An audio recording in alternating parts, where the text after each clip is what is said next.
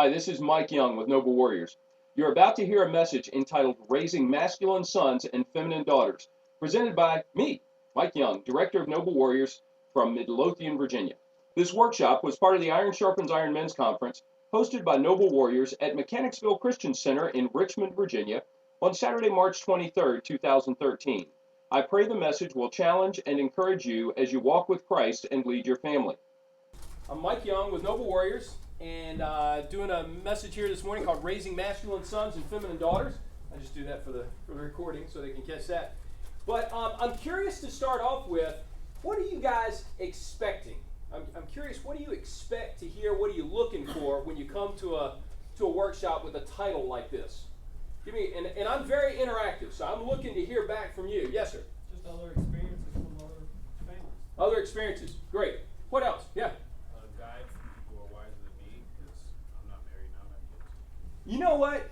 To be a guide to get some guidance for people wiser than you are, I love to tell young men, to get young men to think about the time when they will be a father, to have young ladies thinking about a time when they will be a mother, because I don't think we cast that vision clearly enough and frequently enough for our young folks. Is that right? All right. What else? Somebody, what are you expecting? Yes, sir. All right, might be a little different. I have a 29-year-old and a 27-year-old daughters, but I also have a young grandson and granddaughter. And I want to see, we had some situations with my younger daughter that was major. Yeah. I want to see did we go wrong or did we lose focus? Wow. How many of you feel some guilt as parents at some way along the lines? You feel like maybe I've made some mistakes that I don't know that I can recover from. That's pretty much every one of us. I know I fall in that category. So, and I think it's important for us to recognize that we have a responsibility to pour truth into them, to teach them, to train them, and lead them. And we can't use it as an excuse, but they still are agents of free will, aren't they? Yes. So their choices are their own. Now, what my wife and I talk about all the time is we can stack the deck in their favor, though. We can position them to make good decisions and have good life experiences, but ultimately they have to be accountable for their own stuff. Yeah. Yeah, I mean, what draws me is not only I have sons and daughters, but in reversing the biblical terms, when you said masculine sons and feminine daughters, I'm looking at forming them into godly and manly men and womanly women. That's right. Grow them. Good stuff. Yep. Looking for, all right, a couple more. Yeah. Maybe what is a God-centered or Bible-centered view of masculinity as well as womanhood, and how that contrasts what culture says is malehood and womanhood. Absolutely, and we'll get into that a little bit. Make sure I got my right resource that's got some of that information on it. Yes, sir. Because we're in a society where it's real perplexed and confusing to what a masculine son and feminine daughter That's right. is. That's right. And that's the reason I said I'm not talking about necessarily about sexual orientation, because we could talk about that for a long time, but I think the core of this is God's design. And so that's really where I'm pushing on this thing, is God's design. So let me go ahead and pray us into this, and then we'll kick off. Lord, I am thankful for these men. I thank you for the desire that they have to grow in their capacity to be dads to young men and young women, or to be grandfathers to grandsons and granddaughters. Lord, I thank you for that, and I pray that you would use me and this time as your instruments to give us all something to think about. Lord, I am not above being sharpened and shaped and taught here in this environment. As a matter of fact, I welcome that, Father. I always learn things when I do these. And so, God, I just ask you to be with us. I pray that you will guide our conversation. You will help this to be productive, and that it won't end here, that there will be something that every one of us takes away from here, not just as information, but with a plan and the capacity to apply it in our lives. So God, help us to do that. We want to be godly men ourselves and to raise up a godly next generation. So equip us and encourage us to do that for the advancement of your kingdom and for the glory of your name. And we offer this up in Jesus' name. Amen. Amen. Hey, I'm going to give you, I got some handouts here, so I'm going to ask a couple of guys, if you will. You can hand those out. Actually, I gave the bigger stack to that side, but y'all can figure that out. Let me do this. How many of you remember Stephen Covey's 7 Habits for Highly Effective People? And one of the habits was this one. I don't know which number it was, but it was begin with the end. It was number 2. You had some Covey training, I can tell. Begin with the end in mind. So let me ask you this, and I wish I had this as a, so that this piece didn't come up, but what would you like? What do you think? When you think of a masculine son or a feminine daughter, what do you think? What are you looking for? What are you looking at? I want to hear from you. What are you thinking about when you hear those terms? What comes to mind? Good husband. A good husband. Okay, so a son that would be a good husband. What else? That he's not afraid to stand up for. Not afraid to stand up. What else? Responsible. Responsible. Integrity. Integrity. What else? Yeah. Good fathers and mothers. Good fathers and mothers. Yeah. God-centered. God-centered. What else? Leader. A leader. Anything else you think of? My daughter finds a godly husband. I'll pray for my daughter to find a godly husband. Yeah. How the two relate. Good. How the masculine son and the feminine daughter relate to each other. Great. Humble. Humble. Good. Obedient. What? Obedient. Obedient. Yeah, we can throw out all of these things that we would like for them to be. You know, I kind of chuckle sometimes, and I'll say some things that some of you will find offensive, and that's okay. I chuckle at the license plate or the bumper stickers that we see sometimes that says, my kid is an honor roll student at this place. Or we've got, we're bragging about a kindergartner, or this blows my mind that we'll go out and spend $40 for a set of batting gloves for a 5-year-old kid playing t-ball. Like, we're going to spend all this money on a superstar. I mean, we are investing time and energy and praise into these kids, trying to make them perfect and have them look good on the outside and do all this stuff. And we're missing the key part of reaching to their hearts. Do you agree with that? Yeah. That troubles me. And I think our world is really seizing up and closed in on the idea that if something looks good, it is good. But is that true? Yes, sir. It is not. And so we have to be careful with that. But I got to tell you, as a matter of fact, I read an article yesterday about, it was actually from a homeschooling environment, but it was directed to all parents. And it was just about how sometimes our parenting can be focused not so much on the outcomes that we want to see with our kids, but how we want to be perceived as parents. And we want to have the good kid. We want to have the one that everybody is bragging about. And it could be completely prideful and adulterous on our part, the way we're trying to raise our kids. Is anybody tracking with me? Yes. It's a dangerous place to be. So we want to kind of look at that. And the other thing that I want to point out to you, how many of you followed earlier this week? As a matter of fact, these are 2 articles from last Sunday, and Monday in the Richmond Times-Dispatch. Sunday was this: 2 Ohio football players guilty of rape. Any of you familiar with this? Yeah. These are football players at a high school in Ohio who they raped a girl. She was drunk, and the big part of the big mess with this is that there are a lot of people who are suggesting that there were more people involved in this, that more charges should have been drawn, but they were trying to protect the football team and its reputation and the community and all this stuff. So they're willing to throw these 2 kids under the bus for the sake of the rest of it. Are we doing, a lot of folks, these young men, these young males, I won't call them men, probably felt like they were being pretty manly when they were doing this stuff to this drunk girl. Was that manly at all? No. Man, our view and vision, our world's view of what masculinity is so incredibly warped that it's scary. And then on Monday, it was 2 Ohio football players convicted of raping the girl. So I went on to talk more about this. These guys are 17 and 16, and it's just a mess. And so here's why I pulled this verse out.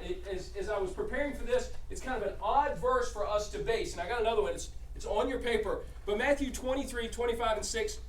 Woe to you, scribes and Pharisees, hypocrites, for you clean the outside of the cup and the plate, but inside they are full of greed and self-indulgence. You blind Pharisee, first clean the inside of the cup and the plate, that the outside may also be clean. What in the world does that have to do with being a dad? Well, you as a dad and living under God's order and rule, you have to clean yourself out to present yourself to your children. So the person that they see is the person that they want to be represented by, because you are representing Christ. Yep. How many of you agree with that? Yeah. You know, I got to be clean on the inside. Now, how many of you know somebody? Let me walk into your front door and go right into your bedroom. How many of you look in the mirror in the morning at someone who is sometimes a poser? Amen. Now, I didn't see the hands go up as quickly there, but it's true, because we will all, at various times, try to make ourselves look better than we are, because we want to save face even in front of our wives and kids. Are any of you with me there? And so we have to be careful, because listen, who knows us better than anyone else? Ourselves, and then God knows, and then who else? Our wives, and then right after that, Our children. listen, if you are a rotten dude and you put on a front outside in the community for everyone to see, but you're rotten at home, who knows that? Your kids. Yeah. And if you are trying to look like you are close to God, but you are truly far away from God, if you got a clean outside but a dirty inside, do your kids know that? Absolutely. And then what you are likely to do, what I find that many of us do, is we want our kids to be cut from the same mold, so we want to make sure that they look good on the outside, they wear the right clothes, they have the right stuff, they say the right things, but we are not investing in their hearts. Yeah.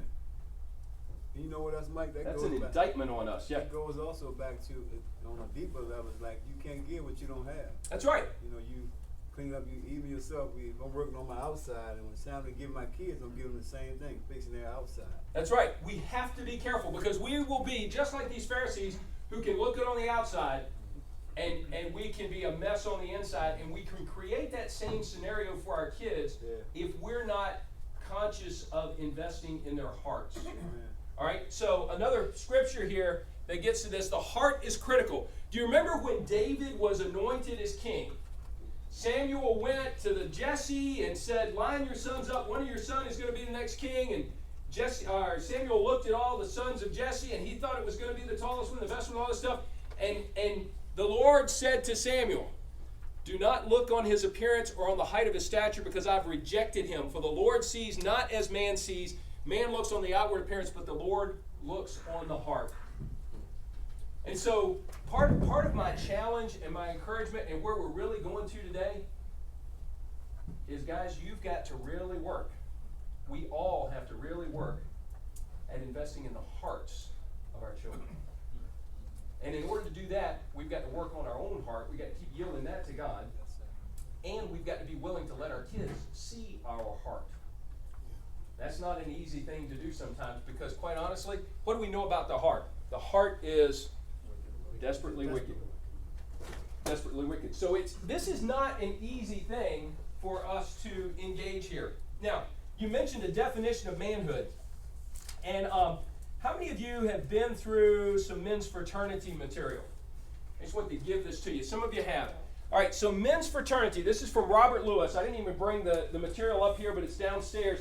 Robert Lewis worked, he was a pastor down in Little Rock, and what he did to try and create some men's curriculum for his church, to create something that he wanted to share with his men, he came up with a biblical definition of manhood, and what he did was compare all the things that the Adam of Genesis had done wrong, and compared it to who the second Adam. Who's the second Adam? Jesus Christ. He compared it to what the second Adam had done correctly. Okay, so here's a quick definition of manhood, and if you haven't, it's not in your notes, so you might want to write it down. All right, he said real men reject passivity. That's one of the critical things, and I would tell you, if you've not been familiar with this, check out the 33 material. It'll be a great study for you, or the men's fraternity stuff. So real men reject passivity. They accept responsibility.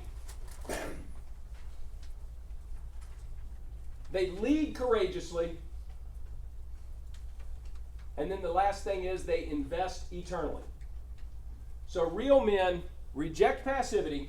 So that means they're not going to let something happen in their environment that they should step into. You know what? Part of what kills me about this situation with these football players in Ohio Man, there was no manhood there. It was a bunch of boys. Because if there had been a real man there, he would have stepped in to protect that girl. He would have done something. There was no manhood there, and so they're trying to be men, but they don't. And part of what challenges me is I wonder if these guys have ever even seen a true example of manhood. That's part of the challenge, because a lot of young men today are growing up in homes where they've never even seen a dad attempt to get it right. We're so consumed by so many other things. So I'm going to give this to you again because I think it's hardcore stuff. And listen, if you're a dad, I would be looking for ways to teach these principles to my kid. Reject passivity, accept responsibility. Now listen, any of you work construction? You've been involved in the construction field? That is the craziest place to find anyone who's willing to accept some responsibility. You know what? I know. I didn't do it. Man, I have had all kinds of people. Because I used to be a general contractor building custom houses, and man, somebody screwed something up, and nobody wanted to take the blame for it because they knew they were going to pay for it. Yeah, I wasn't here that day. So, but a real man accepts responsibility. I got a fun story. Man, my son will kill me. My 17-year-old son called me the other day, and he said, Dad, I need to tell you, I was pulling into a parking lot at school, and I hit another car. And he said, so I'm going to wait here. I'm supposed to go to practice, but I'm going to wait here to see whose car it is because I want to do this right. Which I was proud of, thankful for, and I started asking him questions and everything, and I said, well, take your phone and ask him where the dent was and all this stuff. I said, take your phone and snap a picture and show it to me. And do you know, after we got to the bottom of all of this, there was no way that he had hit that car, and I'm not trying to protect him. The paint that he found on the car was in the wrong spot. The dent was a point dent as opposed to a slide dent. And so when he got out of the truck, he saw paint that was a similar color to what his truck is and a dent on that side of the car, and he was willing to wait there and take responsibility for it. I was so proud of him. I mean, he ultimately, got it all sealed up and everything. It wasn't his doings. But I got to tell you, there's so many young guys that are willing to walk away from responsibility for anything.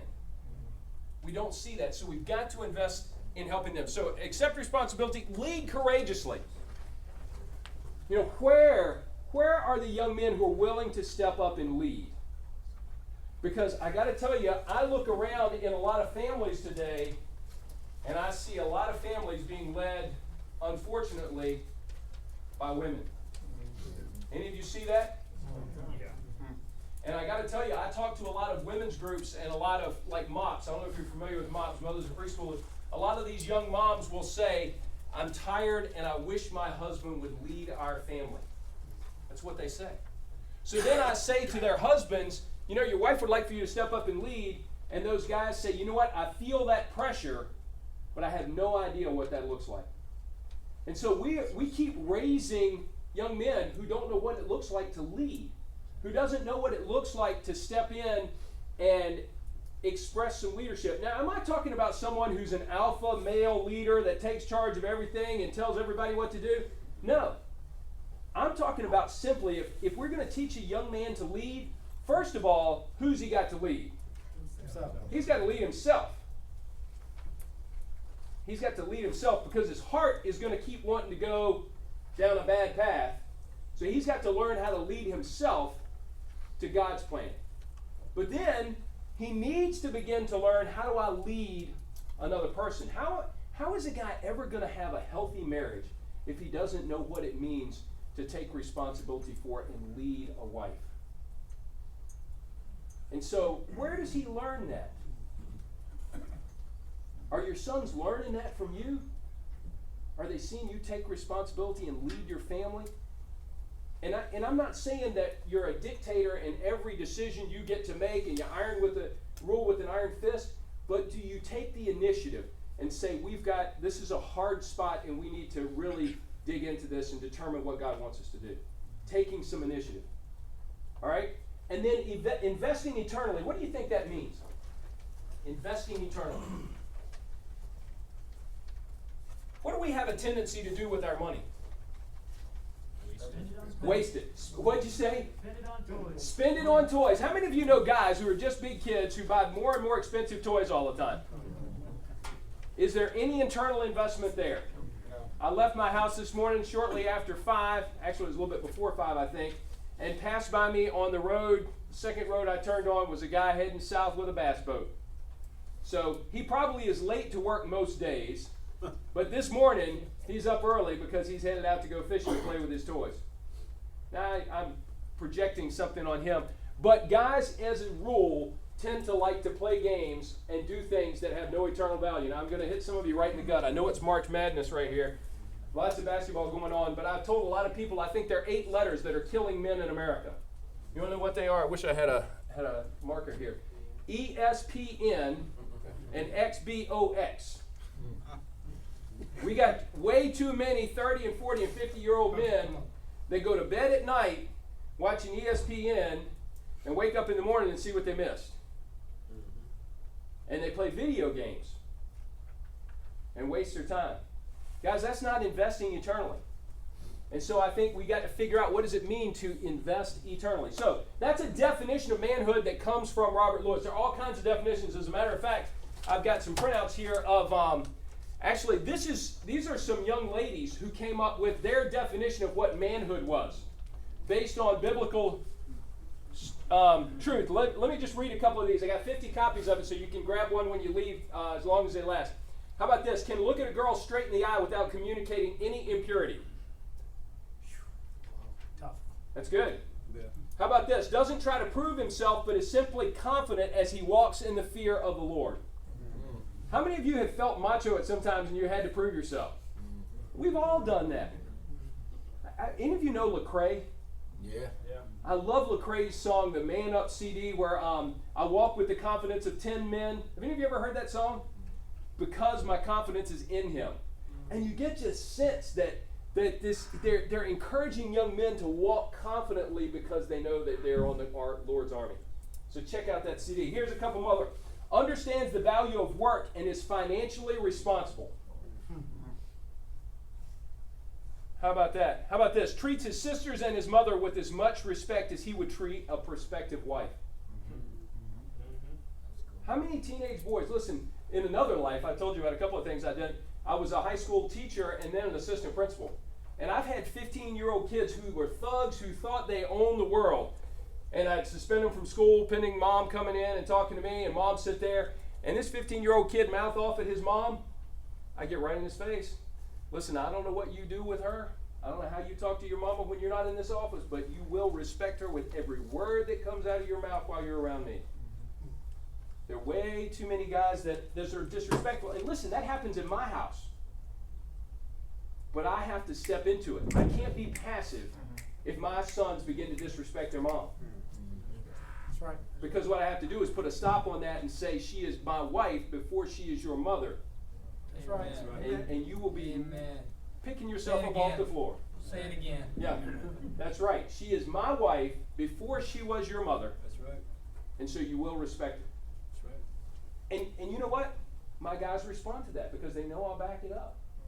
You don't have to say stuff like that many times. That's right. That's right. If you're willing to start early and engage them. So some definitions of man, and there's several of them out there. As a matter of fact, in the book The Resolution that came out right after Courageous, there's a definition of manhood as well. I'm going to find it here in a minute. Here it is.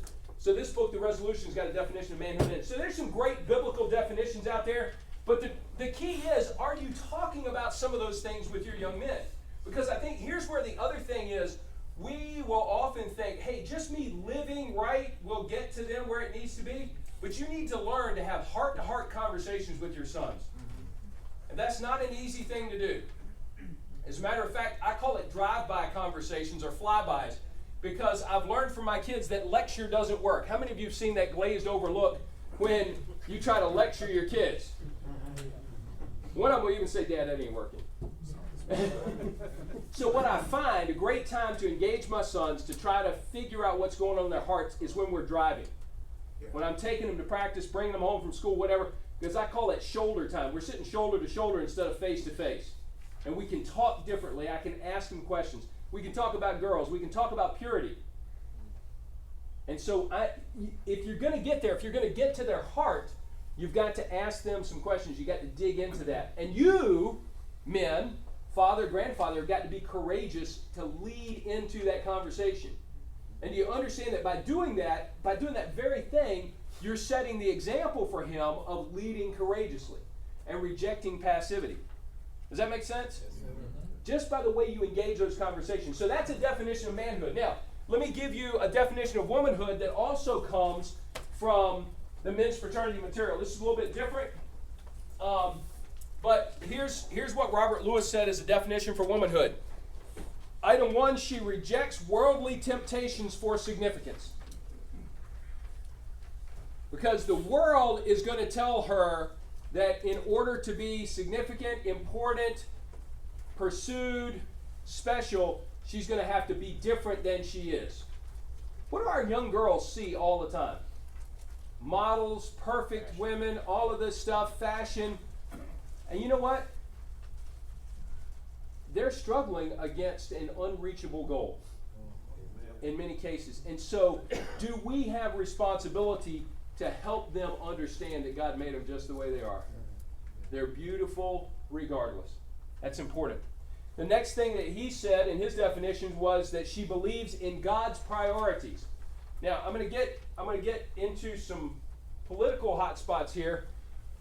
But what Robert Lewis says that most women want, and I think that this bears out in the literature, depending upon what literature you read, what research, that many women, although they are willing to work outside the home, they resent having to do that if it is to fund a lifestyle that they don't need. And I know guys who expect their wives to work so they can have that bass boat. And so I think we have to be careful with that, because if she believes in God's priorities, what do you think God's priorities are for a woman? And we have to be careful here. Is it to be barefoot and pregnant? No. Be a role model, nurturing children. And that's the next thing, nurturing the next generation. I think when we get really down to it, there are lots of ladies who want to go down a career path a little bit, but at some point there is a desire, a God-given desire deep within them that wants to invest in the next generation. Have you seen that? Mm-hmm. Yep. I think it's there, and I don't think it's by mistake. I don't think that's evolution. I think God put that there for her to have a desire to want to invest in the next generation. And if we're going to help our daughters become godly young women, then we have to hold that up in high regard, don't we? Yes. And we have to affirm that. I love, I haven't even told you, I've got 3 boys and a girl. My boys are 17, a high school junior, 14, a middle schooler, he's in the 8th grade, 12, a 6th grader, and then 8, the little girl is 8. She's in the 2nd grade. And she is the princess in our kingdom. She's the baby and she's the princess. But I love it when I go and play house with her. The other day I went into her room and I laid down on the floor and I said, "What are we playing?" And she said, "We're playing house." And so I had to play with one of the baby dolls and all that stuff. But you know why I do that? It's so I can affirm all the lip service that she gives to being a mom and to taking care of kids. I want to affirm that in her. As a matter of fact, she told her Sunday school teacher told me the other day, she said, you'll love what Hannah said the other day. She was in our class and we were talking about things, and she said, "You know what, Miss Ayers? My daddy prays for my husband." So my daughter has caught on the fact that sometimes at night when I'm praying with her and for her, I will pray for the man who will be her husband. I'll pray for the time when she's going to be a good mommy to my grandchildren. And that's a beautiful thing, I think. Do they know that you are casting vision for what they're going to be as adults? So, reject worldly temptations for significance, believe in God's priority, nurture the next generation, and then the last one is the same thing, invest eternally. Invest eternally. To keep investing in people and experiences in life such that the ultimate goal is eternal results. Does that make sense? So that's a definition. Now let me stop there for just a few minutes and get any feedback on that. Are those definitions reasonable? Is something that you don't like that doesn't jive with anything? What are you thinking? The definitions are good, and as they really work. The one thing that we understood with having two girls, you have to, you can have a godly life, but this girl here is going to react to different things that you do and at different things that you say that will spark them versus the other one. Yep. So you have to be real sharp. Okay. Seeing that. If you don't see it and you miss it, then things might happen that you don't have any idea can happen. You are exactly right. I see that, and it actually comes out to play in the next thing I'm going to put up here on the PowerPoint. I'll talk about that in just a minute. Any other comments about the definition and what's there? Yeah. As you were talking about the temptations to define beauty by the world, I was just thinking about not only do we have to do that for our daughters, but as men, we may have to do that for our wives. Yes, absolutely. Yeah, because listen, guys, I just toe to toe, nose to nose with you. If your eyes follow every woman that walks by you as you're standing in the line at Walmart or at the bank, when your wife's with you at the restaurant, what happens to her spirit when you do that? Yeah, you've crushed her. You've said by your body language, without saying a word, that you're not good enough. I need to look at her. Yeah. Man, you got to be careful. That's why there's a book, Every Man's Battle. I don't know if you've seen this. You've probably heard of it. Every Man's Battle, Winning the War on Sexual Temptation. Guys, you need to be working consistently. We're the guy with the Nathan thing, being a Nathan. We need guys in our lives that are going to help us be conscientious and conscious about what we're doing with our eyes. Because that does affect our relationship with our wives and their perception of themselves. Yeah. Can you expound on that just a little? Can you tell us about Nathan? Because I didn't go to that group. Yeah, quickly. Well, basically, the issue is that all men most of us probably have a problem with sex. Yeah. It's the way we're wired. Part of human nature. Our eyes lead us away. The thing with the Nathan ministry is this, is that Nathan went to David. Yeah. In each of the 3 times David had an issue that he needed something changed. David didn't go to Nathan as his accountability person. Hey, Nathan, am I doing the right thing? Hey, Nathan, I feel like I'm messing up. Nathan initiated. He went to David and said, you're missing it this way, you're missing it that way. Sometimes he was direct, sometimes he told him a story and let David kind of figure it out. But Nathan went to David and initiated that. And so it's important for us to make sure that we are willing to do that for each other. Yeah, it's a two-way thing, because we need to have some Nathans in our lives that we've given permission to do that, and we need to be a Nathan sometimes. And I'm going to tell you, it takes some guts to go to somebody and say, hey, what you're doing is wrong. You know, Mike, you hit on a good point, and I was listening to it, and I think it's real prevalent as far as the women. You said that what they're looking for as models, like this perfect shape and all these flashy clothes, and that stuff is nothing eternal. You know, that's right. Nobody really pointing to their soul. That's right. Spirit, you know. Yeah, because that goes back to this business of focusing on the outside rather than the inside. Yeah. And listen, your daughters especially, and I haven't gone through this with a teenage daughter yet. My daughter's only 8, okay? But how many of you've raised daughters through the teenage years? Obviously you, many of you. And listen, don't they go through this stage where they question their beauty and their femininity and their value? I mean, it's clear based on their behaviors. They do so much stuff to try to attract the attention of young men. And listen, the reason that they do that, in some cases, I won't say all, but in many cases, in some cases, is because they're not getting the affirmation at home. That's right. Amen. That's good. Now, I can't, I'm not in everybody's home, but I will tell you that over and over again, the evidence that I read says that there was something missing in that relationship with Dad. There was a deficiency there. And I'm in agreement with my brother that you have got to learn, you've got to pray for God to give you wisdom and vision to see things with your heart that you can't see with your eyes. And I think that goes with boys and with girls. I notice, I keep talking about my kids. They live in a transparent world as I do stuff that's recorded and on stage and everything all the time. But my 17-year-old came home the other night, and he's usually bubbly and just talkative. He's the most talkative of our kids, but he was very quiet. And I could tell something was troubling his spirit. And so I asked him early on, what's going on? Oh, nothing, Dad, nothing. Nothing's going on. And I said, you're lying. I know you're lying. This is not like you. You're not behaving like you normally do.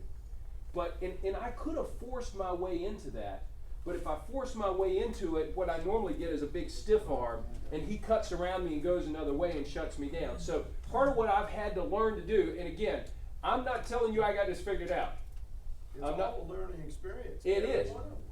It is. And so I had to maintain some distance, but I waited until at night when I was ready to go to bed. I mean, I'm dog tired. I'm ready for my head to hit the pillow.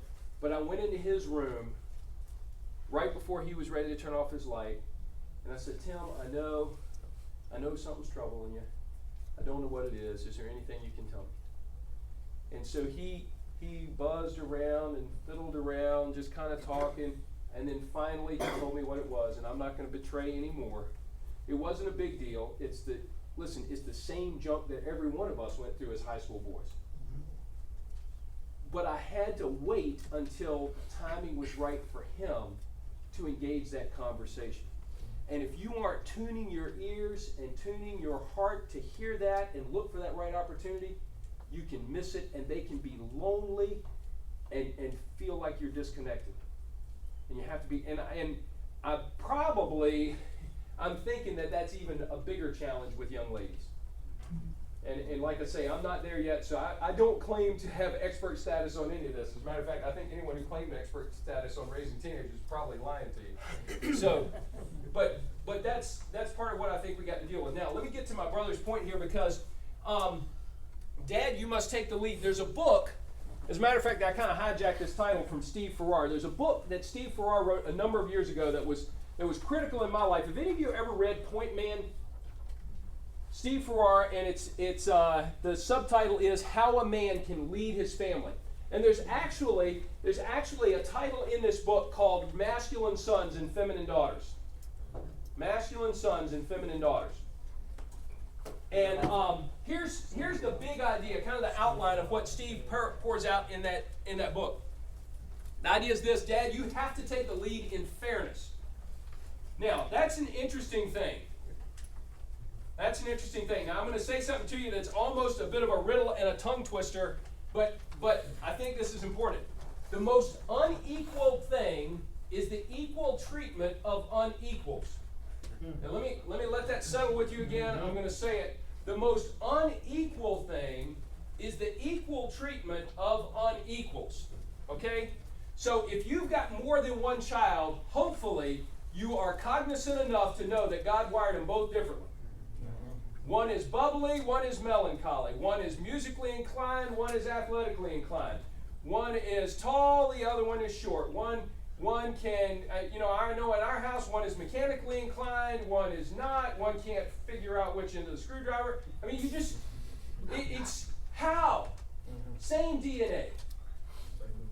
Same environment. But they're different. And so, what that little ditty says, the most unequal thing is the equal treatment of unequals, is that if I try to treat these unique individuals exactly the same, it ain't fair. Does that make sense? Yes. And so part of what we have to do with our tribe is to help them understand that just because Tim got to do that doesn't mean that Ben's going to get to do it or Zach's going to get to do it. Or just because Tim got that doesn't mean that Ben's going to get it or Zach's going to get it. Or just because this one, and so we have to have an open dialogue about how we perceive that God has wired our children differently, so we're going to respond to situations differently with you. Wait till they're adult kids and they come home and they say the baby's getting way more than we did. Yeah, that's a grandparenting issue. He got way around us because he did this and he didn't get in trouble for it. We did. Yeah. Well, I ain't there yet. Hopefully a few years yet. But this issue of fairness, I think to be fair we have to make sure that we understand we got our finger on the pulse of how God has wired our kids. Does that make sense? And I think you got to be upfront with that. I think one of the things that we don't do very well is communicate with our kids about why we're making some of the decisions that we do. And sometimes we got to listen to our wives who know better than we do about tuning into our kids. Because when I want to do something, my wife will say, "I know a little bit better than you do. Listen to what I got to tell you." How many of you agree with that? Listen, this is a partnership raising those kids. Now, I got to tell you that part of what I think some couples make a mistake on is they never talk about what their reactions to particular situations are. Now, there's a laundry room at our house, and that's one of the places that Stacy and I can retreat to. So occasionally, I'll say, okay, we got to go have a meeting in the laundry room. If we got to figure out what we're going to do in response to somebody, we'll close the door and the dryer's running so they can't hear us talk or whatever. And so, we can have a conversation in there. But there are times when we've got to talk about what are we going to do with this situation. And I need to hear her wisdom. But she also needs to hear my perspective as a man.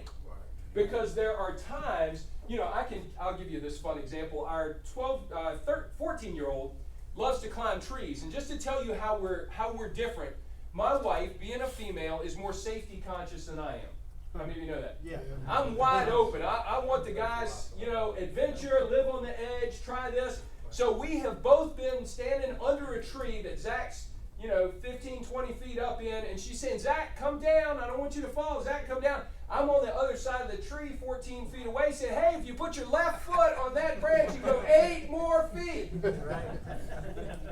So there is some give and take because we have different levels of tolerance in terms of their pain, in terms of their risk, in terms of their exposure, and all this stuff. And sometimes Stacy will say, you don't want them to do that. Aren't you afraid? And I'll say, listen, and this is absolutely true. Listen, there is going to come a day when you're going to want him to know how to do this. You're going to want him to be willing to take the lead, to take responsibility, to take care of you and protect you. And so you got to let me train him to do that. Yep. I had a conversation the other day with a guy who was telling me about this lady who gets her son's towel out and hands it to him at the shower, washes his clothes and all of this stuff. Hey, our kids, now I'm not telling you they do it all the time, but our kids know how to wash clothes. Our kids know how to make up a bed. Our kids know how to pick up after themselves. I'm not telling you can walk into their room right now, it's perfect. But I'm telling you that we are teaching them so that they can take care of yourself. And my ultimate goal is that by the time they're 18, I want them to want to leave. That's right. That's right. Yeah. I don't want them to be comfortable. I want them to want to leave. Now you may say that's an right. irritant, that's hard. Man, I want my guys to choose to go out. I want them to be ready to stand on the edge of the nest and spread their wings and go. I don't want them hanging out in the basement.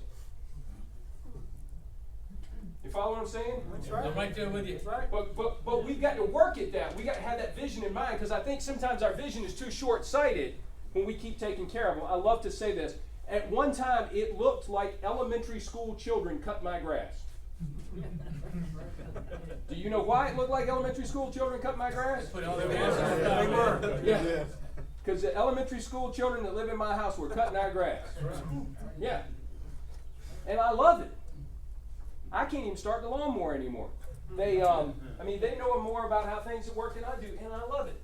Taking out the trash, I don't take out the trash. I told Stacy when they got old enough to take the trash out, I said I'm starting a trash fairy training program. Because she would, when we first got married, she would say the trash fairy took out the trash. And I would take it out in the morning before she got up or whatever. But I said, well, I'm training some more trash fairies. I ain't touching no more trash until they leave. So we got to teach with fairness. Amen. Okay? Then the next thing is firmness. The idea that you've got to be firm, because how many times have your kids backed you down and they win? Listen, they got nothing to lose.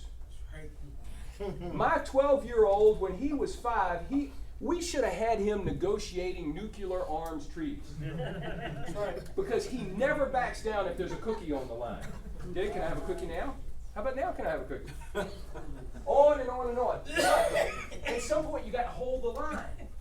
You got to learn to hold the line because they will push and push and push and push. And no, at some point, it has to be no. And as far as I'm concerned, no needs to be no the first time you say no. That's right. Now, I think that's, if you ever read Ted Tripp's material, Shepherding a Child's Heart, and some of Dobson's material, that obedience means that you respond the first time without delay.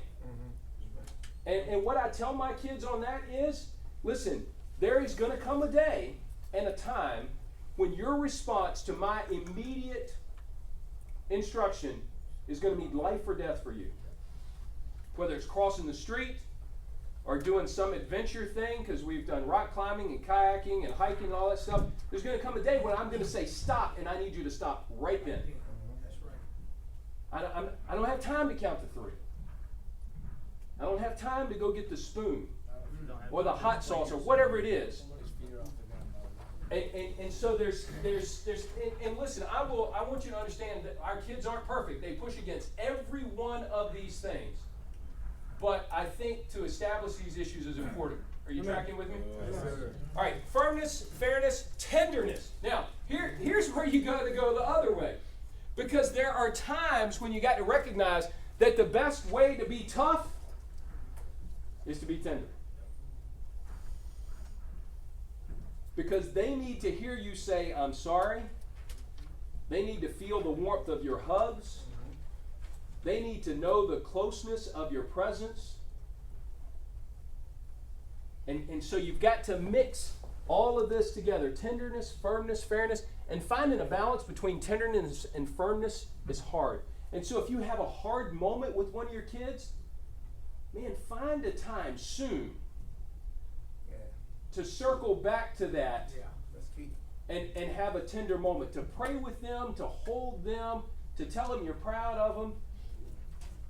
You know, I think it's pretty important for my kids to know that I've made many of the same mistakes that they're making. And so if I can circle back and tell them about a mistake that I made, then that helps them. That becomes a tender moment. I laid down in bed the other night with my 8-year-old, and I fall asleep real easy. I don't know how you guys are, but I get up early, and so by 9 o'clock I'm falling asleep. Any of you struggle with that? Yeah. So I went and laid down in her bed, and I put my arm around her, and she had her head laying right there, and she just wanted to snuggle with Daddy. And so it was the most precious thing to just let her fall asleep. And quite honestly, I fell asleep, laying there on her bed with her head on my shoulder. And you know what? Part of what I was laying there thinking about is there will be a day when I hope there's a godly man laying there beside her in her bed, and she's got her head on his shoulder, and she is protected and loved and fulfilled as a woman and cared for and led. But I want her to know what Daddy's shoulder feels like. That's right. It's important stuff. Our And so society will find- sit across the table from you though and tell you that a psychologist has said that what you did was just so horribly wrong. Yeah. That's a sickness of our society. Yeah, I know. But I'm going to try to keep doing that sort of thing. Quick comment. Yeah. I was looking at the combination of fairness and firmness. Yeah. And to go back a little bit what you mentioned, I believe in it wholeheartedly. When we give our kids directives, we tell them no, we explain to them why we said no. Yeah. You know, instead of saying no, and it's like, why Dad? Because I said so. That's Yeah. old school. You need to let them know, let them know why I'm telling you no. Let them know that they have a voice. Yeah. You know, that's important. We have to explain the reasons behind what we're doing sometimes. Yeah. I also think when it comes to firmness and tenderness is where, for me personally, I rely on my wife more than anything, because for me it's easy to be strong and firm to my son, where I'm tenderhearted to my daughter. Yeah. But I do in the reverse. That's what my wife's for. Don't we She have helps to- me and points me out. That's a great point. We need the balance of this parenting thing, and our wives help us in that. I think they do. All right, the final thing, and it's really the most obvious thing, but Steve dealt with this last, was we must take the lead in living out Christ in front of them. And what does it look like to walk with Christ, to lead them with Christ? Yes, sir. One thing for me is, my son's only 5 years old, but I think that at times we don't think they can grasp certain things that we could tell them, we could share with them, to explain to him when we make a decision, why we made that decision. You know, he just real quick, he got in trouble at school. The teacher told me he was being mean to one of his friends. I finally found out what he did. He told one of his friends, a young little girl, that she had cavities in her mouth. And I said, why'd you do that? Because she does, Papa. So, he wasn't trying to be mean. Right. It's just, you know, I'm telling the truth, kind of hurt her feelings. Yeah. But, you know, it would have been real easy for me to get really upset at him for getting in trouble at school. Yeah. But I gave him an opportunity to explain it to me. Well, I think that's a good point, that our kids probably know more than we're willing to admit that they know. I'll give you another prime example. And this is, I'm just a little bit embarrassed about this, but for Christmas, on Christmas Eve, I don't know if it's up here, maybe not, we give each of our kids something. They get to open one gift on Christmas Eve, and it's a book or something to help them in their spiritual walk. That's what we do on Christmas Eve. And so my 17-year-old, again, he's going to kill me. I bought him this book, Every Young Man's Battle. But I didn't buy it just for him and have him read it. I bought one for me too. So I read Every Young Man's Battle, and it struggles for victory in the real world of sexual temptation. And as I'm reading through this book, I'm thinking, oh my gosh, do I want him thinking these thoughts? Do I want him dwelling on what this book is talking about? And then I said, you idiot, he's 17 years old. He's already thinking about these things. That's right. That's right. But we have this sense sometimes that we have to protect them. And you know what? We've had some great conversations when he circled back around and said, you know what, Dad, it's obvious that the guys who wrote this book were thinking like young men, because I couldn't believe it's like they've been inside my head. And so, yeah, I think there are times when we underestimate what they're thinking about, and we're trying to protect them from stuff by not having conversations. Brother, you need to have the conversation. Yeah. That's right. They know. You need to step to it. Yep. You follow what I'm saying? And Mike, Yeah. because if you don't, somebody else Oh, will. absolutely. Absolutely. We got to be careful. If Life their hates it friends back. will be having those conversations with them if you don't. That's exactly right. Yep. Hey, let me get you, if you got your Bibles, turn to Ephesians 5. Turn to Ephesians 5, because I want to dig into something just a little bit here. Ephesians 5. And you know what? I forgot to do this, but I think they wanted us to, yeah. All right, so if you can just put your name in here. Ephesians 5. Now this is going to kind of surprise you maybe as a passage I want to look at for parenting. But here's this idea: you've got to be what you want them to become. Okay? So we've been kind of talking about the kids, but here's where I'm going to put the responsibility on your shoulders. Okay? Now, if you want a happy marriage, how many of you would like to see your children happily married at some point? Happily married, raising godly kids, investing in a healthy next generation of Christ followers. If you want that, then you need to work on modeling that for them and working in that direction. So let's look at this. Now, I went chapter 5, verse 22. I'm just going to read a few verses here. Wives, submit to your own husbands as to the Lord. For the husband is the head of the wife, even as Christ is the head of the church, his body, and is himself its Savior. Now, as the church submits to Christ, so also wives should submit in everything to their husbands. Brothers, that's dangerous territory for me to be stepping in here at a men's conference. Because a lot of guys will hear that and they will leave thinking that they have the authority to overpower and ride over their wives. Is that what should go on here? No, the second part. Yeah, it's the second part that's important. Because my belief is that the wife should submit to the godly leadership of the husband. I think everything about this rests on the shoulders of the man, of the husband, to love his wife as Christ loved the church. Now, I do think we have responsibility. When we look at this, we have responsibility to live in such a way that our wives would be fine with the idea of submitting to our leadership. Do you follow what I'm saying? But that's not, is that on them? To some extent it is, but where is the lion's share of the responsibility fall? On our shoulders, yeah. You know, I think for me, whenever my wife gets to a place and she says, well, I don't know what we should do, what do you think? All of a sudden, I want her to need me. Yeah. But all of a sudden, when we're in that tough situation, now I'm like, oh wait, I better go pray. Yeah. Yeah. When it matters, I'm a little nervous. Yeah. About the responsibility. But you know what? Shouldn't it matter to us all the time? Right. That's a challenge for us. Am I living this way all the time? And so I think that's a good reminder for us. Now listen, if you want your daughter, see, here's an interesting challenge. Do you really want your daughter? Are you willing to say, I would like for my daughter to be in a marriage relationship at some point where she submits to the leadership of a man? Now see, there are lots of men raising daughters. There are lots of Christian men raising daughters that are raising them to be tough and strong and leaders and go-getters and have a career and all this stuff.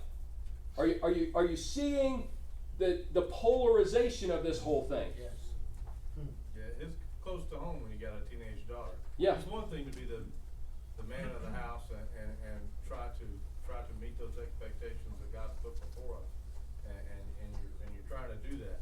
But then to instruct your daughter to seek that out when knowing yourself, at least in my case, that I struggle with every day. And then so I'm going to turn over someone that I care so very much about to some sinner like me. It's like, oh, come on. That changes everything, doesn't it? Submit to godly leadership. You submit to godly leadership. Now, how many of you know that finding godly men for your girls to marry is hard to do? So that's why I'm in the business that I'm in, friend. That's why, because we've got to raise up godly men for some of these godly women. That's right. That one of you could be raising the little boy who's 8 or 9 years old that I'm praying for. You following me? That's one of the first questions I ask her a lot of times is he a Christian?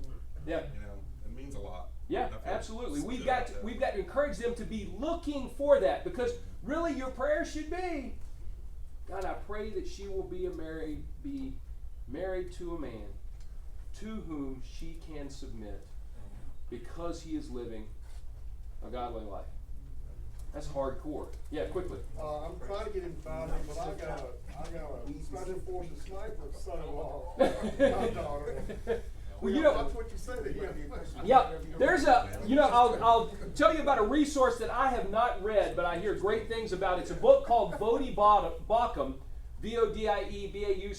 Bodhi Baucham, and the title of the book is What He Must Be to Marry My Daughter, or to Date My Daughter. What He Must Be.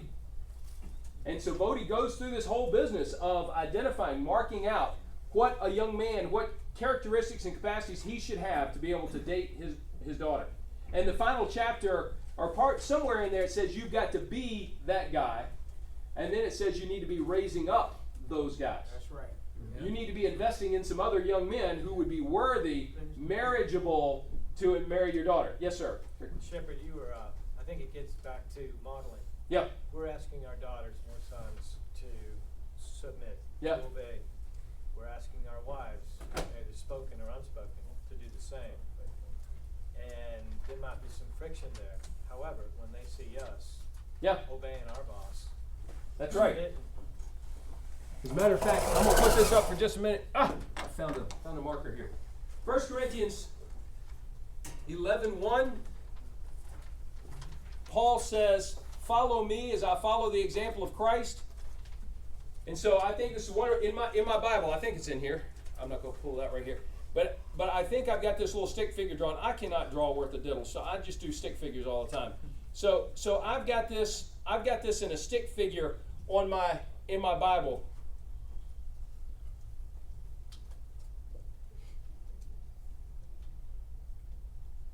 To remind me when I read that verse that I've got to be submitted to Jesus Christ so that my children can follow me. And if I'm kneeling in submission to Him, then they don't even have to look at me to see Christ. They can look over me. Now, whether or not that's theologically sound, some of you seminary guys are going to have to help me with that. But this just reminds me that my posture, if I'm going to be bold enough to say, as Paul says, follow me as I follow the example of Christ, my posture has to be a submitted posture myself. Does that make sense? Yeah. So I think that's a piece of, is that in alignment with what you're saying? Yeah, we've got to model that for them. So now let me, oh boy. There we go. All right, let's read on some more in Ephesians 5. Husbands, love your wives as Christ loved the church and gave himself up for her, that he might sanctify her, having cleansed her by the washing of water with the word, so that he might present the church to himself in splendor, without spot or wrinkle or any such thing, that she might be holy and without blemish. So, you want your son to be ready to live sacrificially in a relationship with a woman the same way that Christ lived sacrificially for you and I. How are you raising your son to live sacrificially? Does he know what it means to put himself second or last?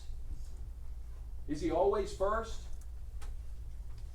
And then we go back to this gentleman's comment, how am I living that out in front of him? How am I living that out in front of my children and my wife? Am I willing to say that, I don't get to eat the best stuff. I don't always get the best place. I don't always get the best. I eat the crumbs at the end of the cereal box. I'm willing to do, and sometimes it's small things. Do your children ever see you giving someone else the best? Do you still open the car door for your wife? Yeah. Do they see you honoring her? Listen, I love this without, I think it's the NIV that says without spot or wrinkle, stain or blemish. What are you doing? Does your wife feel that? What are you doing to make life easier for her? Do you pump the gas in the car? I mean, that's an easy thing. And I'm going to tell you guys, if I see you, if I see one of y'all, I might jerk you out at the gas station, because it pains me to no end to see a guy pull up at the gas station and he's sitting in the passenger seat. I sit in the passenger seat sometimes because my wife likes to drive. But if we stop at the gas station, I'm going to pump the gas, okay? Or I'm going to have one of the knuckleheads in the back seat pump the gas. You follow what I'm saying? That's right. But I'm not going to have my wife get out while I sit there and listen to the game on the radio. Come on, guys. Subtle little things. It's a crazy thing. I get up and leave before anyone else leaves my house. And man, I can grab a load of clothes out of the dirty clothes hamper and start a load of clothes and help her get her day started. She's one step ahead of her day. I can unload the dishwasher. I can do something. I don't really like doing that stuff. But my kids see me do that. My wife sees me do it. It's just a little thing. And sometimes it's little things that add up and make a big difference. So if you're going to raise a son that does that, you've got to do it. That's right. You can't, this whole business of do as I say, not as I do, doesn't fly. Mike, relative to that, in this comment, I'm reminded of a favorite quote from Brian Loritz last year. Yeah. You can teach what you know, but ultimately you'll reproduce who you are. That's right. Man, that's good. That's right. Big stuff. All right, well, we could finish going through Ephesians 5:33 or 5, but you get my point. We can look in God's Word and see, are we raising our kids to be that wife, to be that husband? And in so doing, I put that on your worksheet there. Be the man you want him to become. Be who you want him to become. So how can you help your son? I want you to spend some time thinking about that. What do I need to do to be that Ephesians 5 husband in front of my son? Because if ultimately what I want to see him become, if I want to see a masculine son, my ultimate goal for him can't be to be a star football player. It can't be for him to get a scholarship to go to school. It can't be for him to be on the honor roll. I think our vision for godly children is so short-sighted that we're foolish about it. I really don't think we need to be doing work in our children's lives that's not going to pay off until we see them at 30 years old married and raising kids. Does that make sense? So you've got to do things now that are going to impact them decades later, I think, is the real challenge for us. So dig into that. If you want your wife to marry that guy and to respond to him, then what are you doing to demonstrate that in her life so that she would accept nothing less than a godly man? What are you doing to get there? All right, next thing. Those are those two questions. I kind of got ahead of myself. A great strategy. Okay, formulas don't necessarily work. But I love this little thing to kind of get to the heart of your kids. Pray with them daily. And I'm not just talking about saying grace over a meal. But I think as best we can, we need to find a way to pray for our kids on a regular basis. Pray with your kids daily. Now, I'm not telling you I'm perfect. But I try at night to pray with each of my kids. Now, Tim's a little bit older. Tim has kind of pushed me away, so I have to work at getting into his life sometimes. 17 years old, I love him, but there are precious times when I go into his room and kneel down beside his bed when he's already laying down and pray for my 17-year-old son. Amen. That's cool stuff. So pray. The formula is pray daily, teach weekly. Could you have some sort of devotional thing that you do with your kids? It doesn't have to be every day. Now, if you do it every day, God bless you. But to do something where you're asking them some questions, where you're getting into their lives spiritually. A lot of times we'll do this at the dinner table. As a matter of fact, I had a conversation with Tim last night. 17 years old, I asked him, I said, what are some of the things about you like about our family? And what are some things you don't like? And his response was, Dad, my favorite thing is when we have a chance to eat dinner together. Now, we used to eat dinner together every night. But with teenagers that are going in different directions and running hard and busyness of life, it doesn't happen every night. But those are cherished moments when we sit down and eat dinner together. And there are far too many families, even Christian families, who have given up on it altogether. We've got to bring back the dinner table, and that's a great place to teach. Serve monthly. Your children need to see you serving. They need to be involved in Christian service. So you can serve monthly, and then this other thing is go annually. And the guy who put this together, Richard Ross, his comment was, you don't have to go on a mission trip every year, but do something special on an annual basis. Maybe it can be across town. It could be when you go on vacation. Just take one day or a half a day and go find a local church that you can serve for a half a day as a family. Because if you establish this pattern of serving as a family, what is that going to set them up for as they become adults? Yeah, they're going to have a heart that yearns to serve. They're going to find value in it. And listen, if you do this and complain, I take groups of people camping all the time. And my first rule of going camping is nobody complains. And I'm speaking specifically to the parents. Because what happens is, most of the time, the parents start complaining, and then as soon as the parents complain, what happens to the kids? Yeah, they get crazy complaining, and then the parents get mad at the kids, and who started the whole thing? The parents. So you have to be careful. Don't do it with complaining. Suggested resources. Point Man is an awesome book.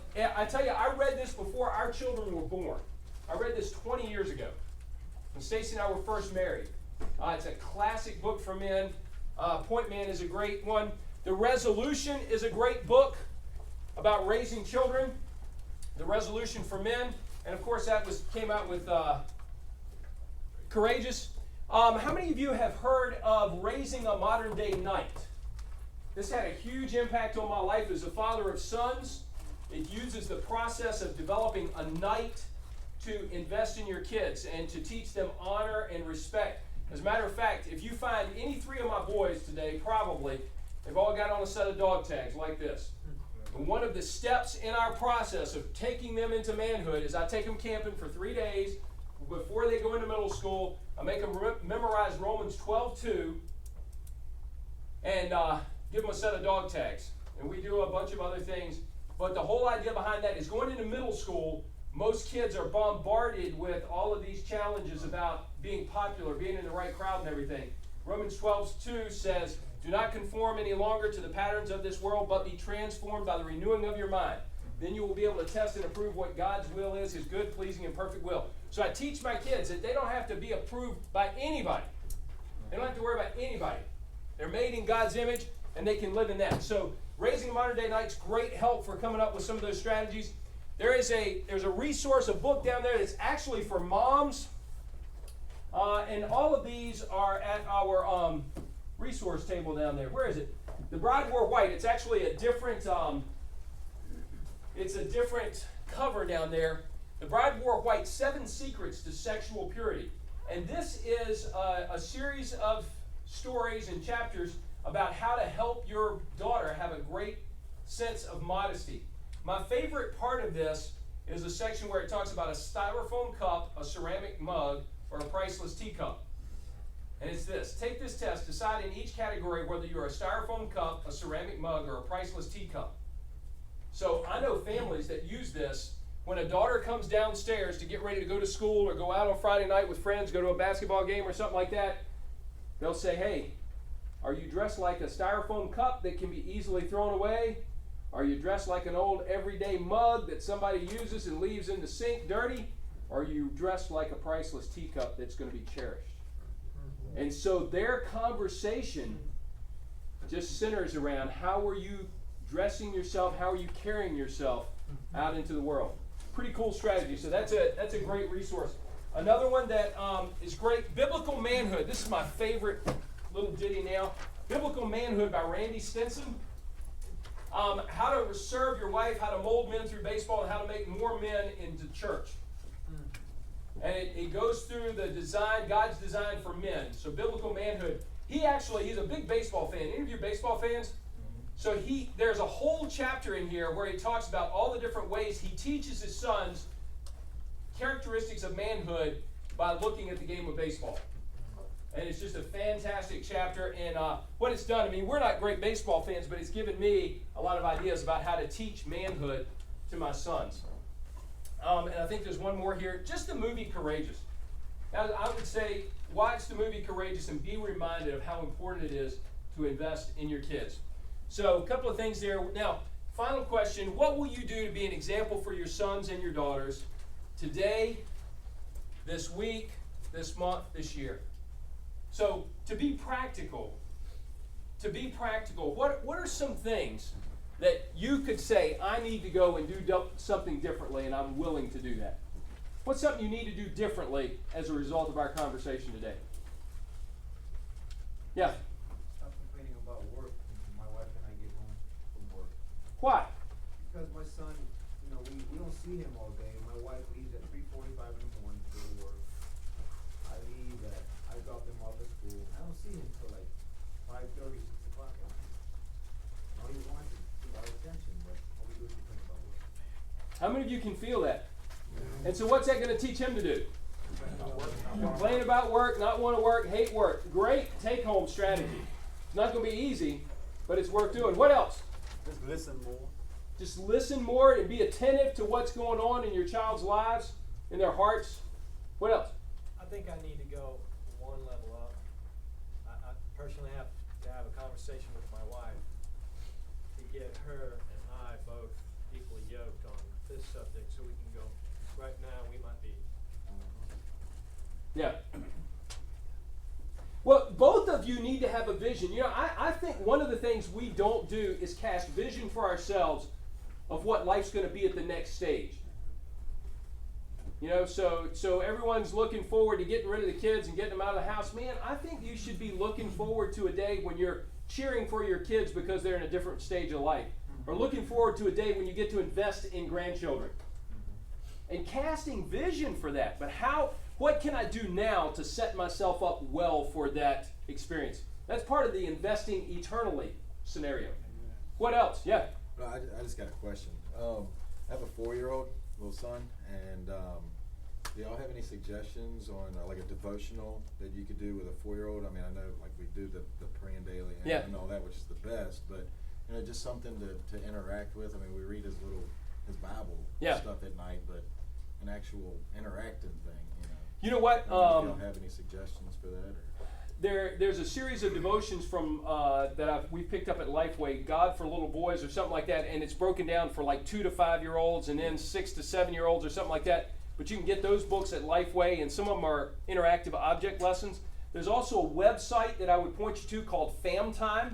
Family Time does all of these object lesson devotionals. We've actually had the FamTime guy come and speak at Iron Sharpens Iron and talk with guys about how to do that. But shoot me an email and I'll try to send you a couple of links.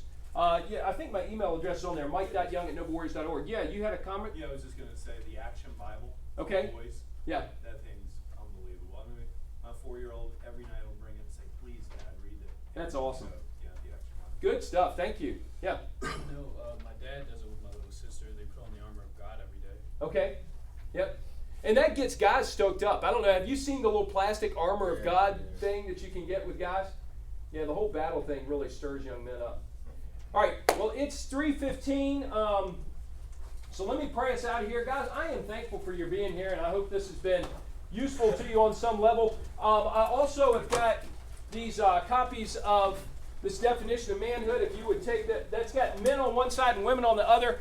And then the other thing that I thought was pretty cool, Dennis and Barbara Rainey have 40 lessons we sought to teach our children. If you want a copy of this, you can pass that out, grab one of those as well. So, Father, we're thankful for our time here today. Thank you for your word. I love Ephesians 5. God, it's hard to live up to, but I just see so much the value of trying to live in such a way that my sons and my daughter would value a time when they would be in a marriage relationship that honors you, like that. And so it's my responsibility to lead our family in a way that would be desirable for them. And Father, I pray that we'll all walk out of here remembering and realizing that the heart is the issue. We can do a lot of things to try and modify behavior and how kids look and all those sorts of things. But God, if we are missing their hearts, then we'll miss everything. So Father, I pray that by your Spirit, you will help us to not miss our children's hearts. Tune our ears and our eyes and our sensitivities, even our willingness to listen to our wives' sensitivities about making sure that we connect with our children on a heart level. And Father, I pray that they will see our heart for you. Help us to not hide that. Lord, help us to live out our faith boldly. For the name Jesus Christ to roll across our lips at the dinner table, at the breakfast table, in our homes. And not in a profane way, God, because I know that's how it happens in some homes. But God, I pray that our children would see us living out our faith and they would find it compelling and desirable. And they would follow that example. I ask all this in Jesus' name and pray that you go with these men and encourage them today. Amen. Amen. Thank you, Mike. Yes, thank you. Thanks, guys. Appreciate it. Well, I trust this message has provided practical encouragement to you in your journey with Christ. Please visit noblewarriors.org to learn more about how Noble Warriors works to help churches reach and build men. God bless you, friend.